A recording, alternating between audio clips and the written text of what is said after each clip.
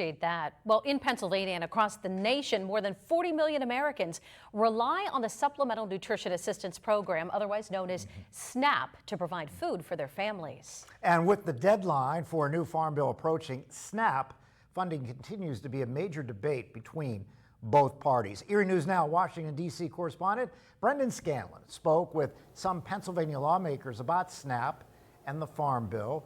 Brendan, what can you tell us this evening? Hey there, Mike and Eva, good evening. Well, as we know, SNAP is funded once every 5 years or so when a new farm bill is due. The 2018 farm bill expired a few months ago, but it was extended through the end of this September. Work is underway here in Washington to get it across the finish line, but that's easier said than done, especially when SNAP benefits are on the line. SNAP helps all of us. Everybody you know benefits from SNAP, because it jumpstarts the economy. Senator Bob Casey views funding for SNAP as a critical investment for vulnerable families. Most SNAP families have a child in the house, a senior in the house, or a person with a disability in the house, and often a veteran in the house. Why you would not want to help those vulnerable families is beyond me. I can't understand that. Casey says every 5 years when a new farm bill is due, Republicans try to cut funding for SNAP. He says it not only hurts families, but the economy as well. And it has one of the best bangs for the buck of anything in government.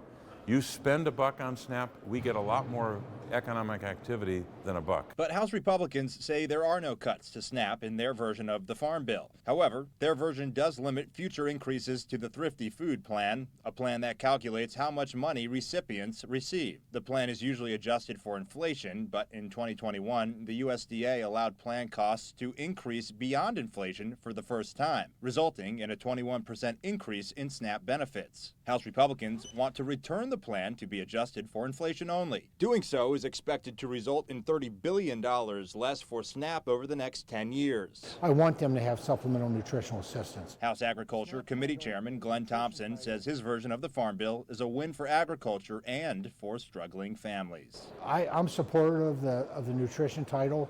The people that are eligible for that are the people that wake up in poverty, and there's way too many families in poverty in this country given the inflation and the terrible energy policies of the Biden administration.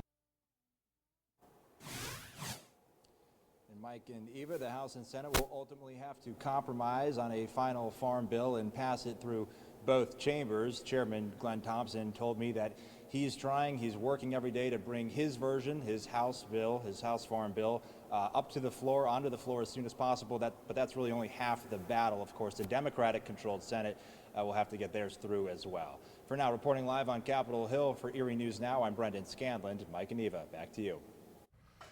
Brendan, thanks. SNAP makes up roughly 80% of total farm billing program spending. And the Congressional Budget Office projects SNAP spending at about $1.15 trillion, and that is over the next 10 years.